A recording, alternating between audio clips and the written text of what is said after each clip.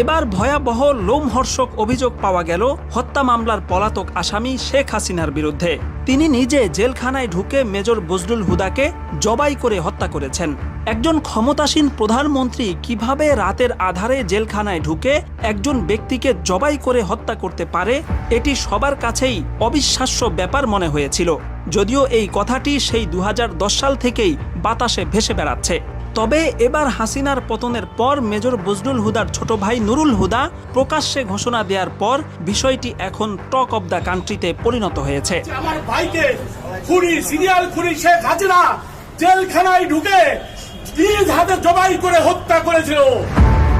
1975 সালের 15 আগস্ট যেসব সেনা কর্মকর্তা ধানমন্ডি 32 নম্বরে গিয়ে শেখ মুজিবুর রহমানকে হত্যা করেন, তাদের মধ্যে অন্যতম ছিলেন মেজর বজলুল হুদা, যিনি শেখ মুজিবুর রহমানকে সরাসরি গুলি করেছিলেন।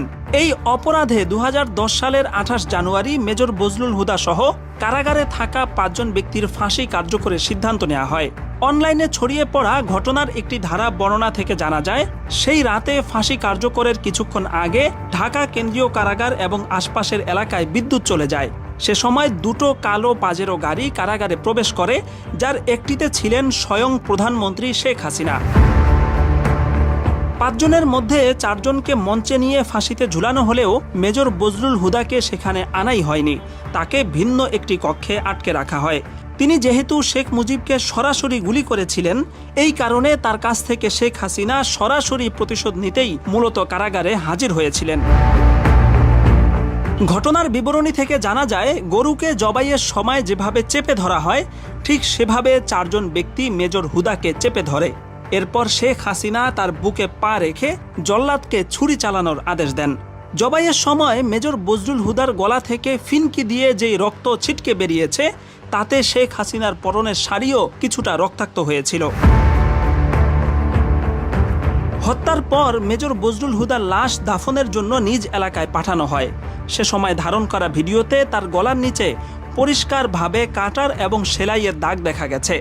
সার্জারি বিশেষজ্ঞ বেশ কয়েকজন ডাক্তার ভিডিওটি দেখে মন্তব্য করেছেন, এটা কোনোভাবেই ফাঁসির কিংবা পোস্টমর্টেমের দাগ নয়, বরং এখানে পরিষ্কারভাবে সেলাই করা হয়েছে, সেটা বোঝাই যাচ্ছে। তাদের এই মূল্যায়নের সাথে জবাই সংক্রান্ত সেই বিখ্যাত লেখা এবং বজলুল হুদার ছোট ভাই নুরুল হুদার বক্তব্য মিলে যায় যে মেজর বজলুল হুদাকে ফাঁসিতে নয়, বরং জবাই করে হত্যা করা হয়েছে এবং এতে শেখ হাসিনা সরাসরি যুক্ত ছিলেন। বিশ্লেষকরা বলছেন, বিভিন্ন দিক থেকে উঠে আসা এসব দাবি ও তথ্য প্রমাণ যদি সত্য হয়, তাহলে শেখ হাসিনা ক্ষমার অযোগ্য অপরাধ করেছেন, যা আন্তর্জাতিক আইনেও ভয়াবহ পর্যায়ের মানবতা বিরোধী অপরাধ।